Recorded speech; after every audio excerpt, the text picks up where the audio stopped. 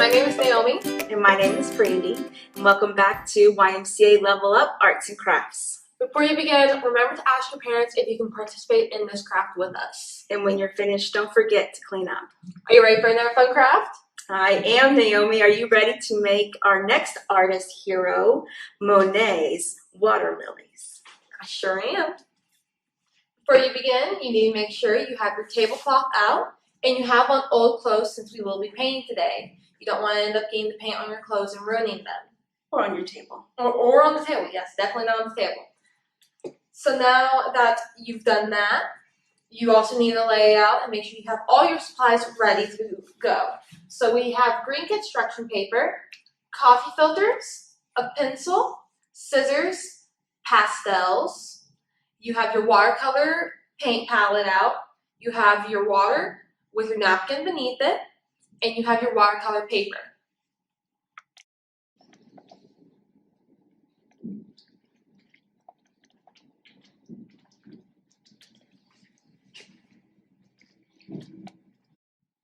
The first thing we're going to do is get your watercolor paper. It's a special paper for watercolors. And we are going to try to imitate what water looks like with pastels. So with our pastels, we want something to look kind of flowy, because when we look at water, there's no straight lines. It always kind of curves and moves. So we want to try to make it look like that. So if I make some curves, it's kind of the best way to make water look like water because it's curvy. So maybe I have some water flowing over here, and I have some water going around here like this, or it's kind of coming around like this. Does that kind of look like the flow of water to you? So now that we have our pastel in here, we can begin with our watercolor, which will really make the pastel pop out on the back of it. So to start, I'm going to wet my brush because this is watercolors. You ain't going to be able to get them with a dry brush. And I don't know what color I want to do. We can do just about any color for water. Well, you can use your imagination. I think since we used an orange pastel, I'm going to go with yellow water. No, just something strange, something imaginary, you know? I'm just going to put it on here. I think I might need more water though.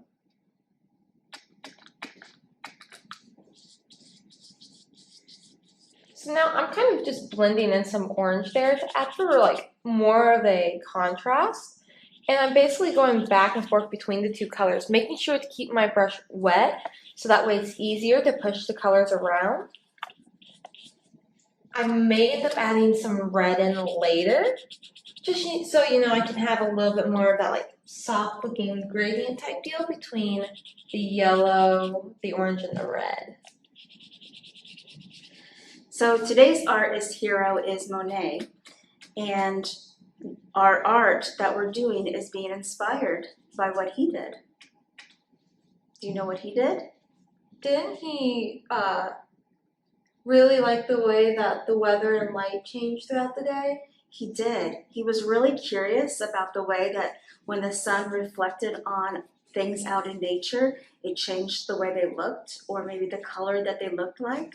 You know, as you look at different things around you in the world, sometimes shadows can be really long, or shadows can be short, or things can look so bright they're almost white.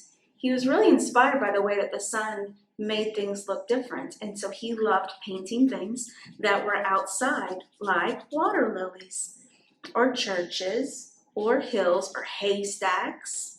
And he loved to use watercolors because the colors blend so well together, kind of way that sunlight moves across an item.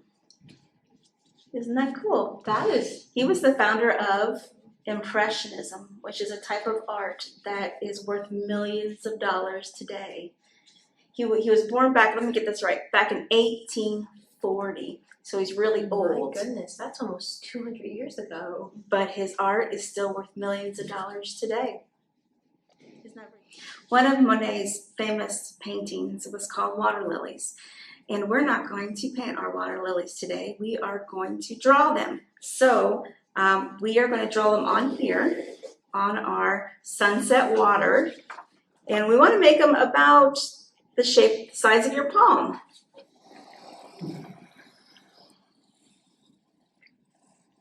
That's one water lily pad, or lily pad. And that's another water lily pad. And now I'm going to cut them out.